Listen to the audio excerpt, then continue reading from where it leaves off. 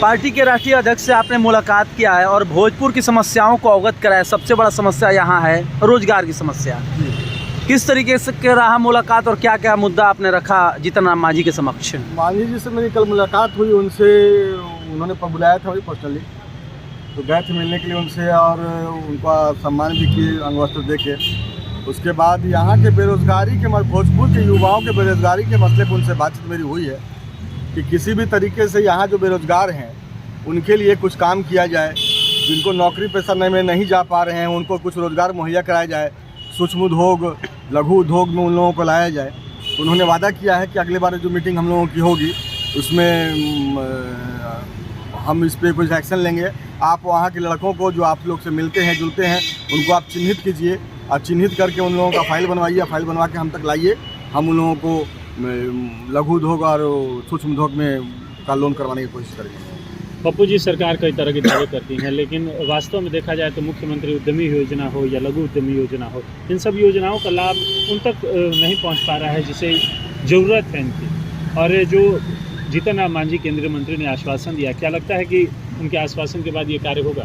बिल्कुल, मैं जी तोड़ मेहनत करूंगा इस चीज़ में। हमको जहाँ तक मुझे उम्मीद है कि जितना मेहनत हम कर रहे हैं इस सिलसिले को लेकर, मेरी बातों को वो मानेंगे। और अरे वो जिस विभाग में गए हैं इसी के लिए तो गए हैं।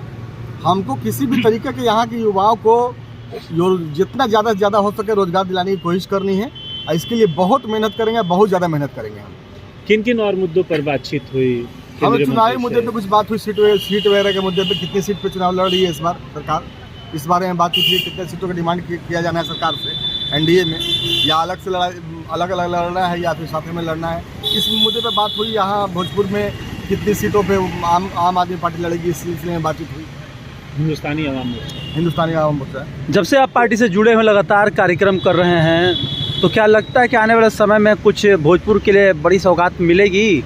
मैं बिल्कुल इसके लिए तत्पर हूं और कर्मकट हूं कि मुझे बिल्कुल यहाँ भोजपुर के लिए कुछ न कुछ करना है।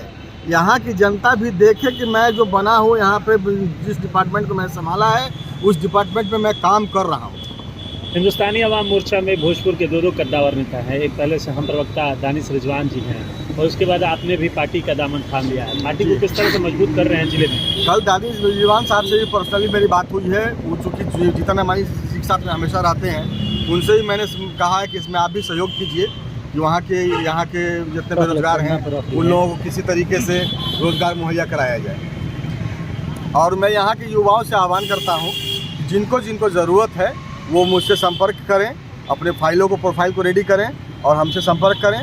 मैं उन लोगों के फाइलों को आगे बढ़ाऊंगा और जितना ज़्यादा से ज़्यादा हो सकता है लोगों को लघु उद्योग सूक्ष्म उद्योग दिला में भागीदारी दिलाने की कोशिश करूँ। 2025 में मुस्लिम वोटर किधर रुख करेंगे ये बताइए? ये बिल्कुल मेरी अथक प्रयास रहेगा कि मुस्लिम को, भोजपुर के मुस्लिम को एक प्लेटफॉर्म पे लाएंगे इंशाल्लाह ताला। और मुस्लिम वोट अब की बार बंटने वाला नहीं है, एक जगह वोट जाएगा।